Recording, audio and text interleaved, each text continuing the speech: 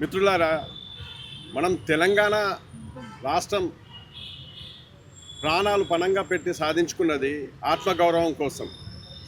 అదే ఆత్మగౌరవము ఇంకా ఇంకా పోలీసుల బూట్ల కింద, నియంతల క్రూరత్వం కింద నలిగిపోతూనే ఉంది.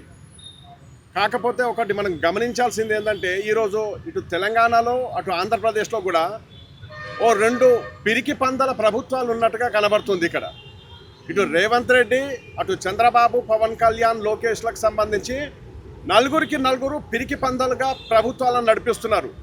ఒక సామాన్యుడు ఒక ప్రశ్నను లేవనెత్తితే రెండు ప్రభుత్వాలు కూడా ఇంత చేష్టలుడిగి, ఇంత గజగజ వణికిపోయి అతని మీద చట్టానికి విరుద్ధంగా చర్యలు తీసుకోవడము, వాళ్ళ కుటుంబాలను భయభ్రాంతులను చేయడము, రాష్ట్రంలో ఉన్నటువంటి ప్రజలందరినీ కూడా మాకు వ్యతిరేకంగా మాట్లాడితే ఈ రకంగా చట్టాన్ని అతిక్రమించి కూడా, చట్టాన్ని ఉల్లంఘించి కూడా, చట్టానికి విరుద్ధంగా అయినా సరే మేము అరాచక పాలనను చవి చూపిస్తామని చెప్పేసి ఒక నిదర్శనంగా ఈరోజు కేవీఆర్ మీద దౌర్జన్యం చేస్తూ తీసుకొని వచ్చారు.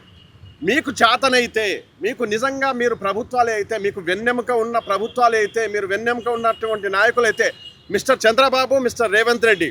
చంద్రబాబు మీరే స్వయంగా చెప్పారు, అక్కడ రాష్ట్రం లోపల గతంలో మీ రాజకీయ ప్రత్యర్థి అనేక కుంభకోణాలు చేశాడని, అరాచకాలు చేశారని చెప్పేసి వాళ్ళ మీద చర్యలు తీసుకొని చూపించండి.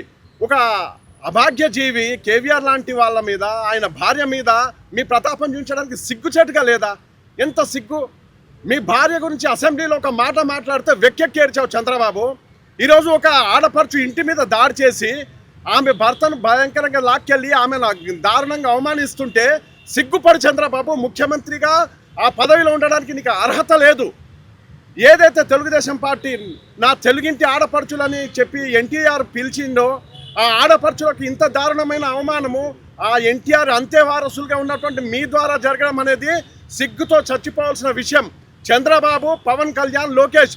పవన్ కళ్యాణ్ నీ ఇంట్లో ఉన్నటువంటి ఆడపిల్లల గురించి, ఆడపడుచుల గురించి మాట్లాడినప్పుడు అంతగానో హైరాణ చెందినావు కదా.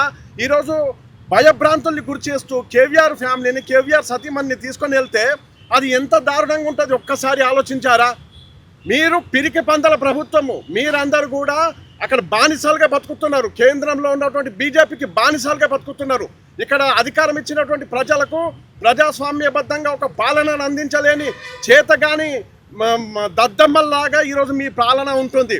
ప్రజలు ఏదైతే ప్రశ్నిస్తున్నారో, మీ పాలన ఏ రకంగా ఉండాలని చెప్పేసి అడుగుతున్నారో, ఆ విషయం లోపల మీరు ఏమి చేయలేని ఫ్రస్ట్రేషన్ను ఒక సామాన్యుడి మీద చూపిస్తున్నారు.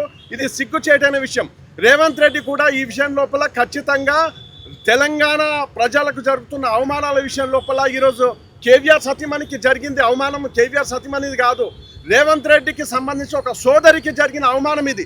రేవంత్ రెడ్డి సోదరిని ఆంధ్ర పోలీసులు వచ్చేసేసి అవమానకరంగా, అసభ్యకరంగా అవమానిస్తుంటే ముఖ్యమంత్రి రేవంత్ రెడ్డి సిగ్గుపడు. నీ ప్రజాపాలన అని చెప్పుకుంటున్నావు కదా, సిగ్గుపడు. ఇక్కడ పోలీస్ పాలన నడుస్తుంది. ఇప్పటికైనా మీరు స్పందించాల్సిన అవసరం ఉంది. ఈ విషయం లోపల మానవ హక్కుల కమిషన్ కూడా ఈ విషయాన్ని సుమోటోగా తీసుకునాలి.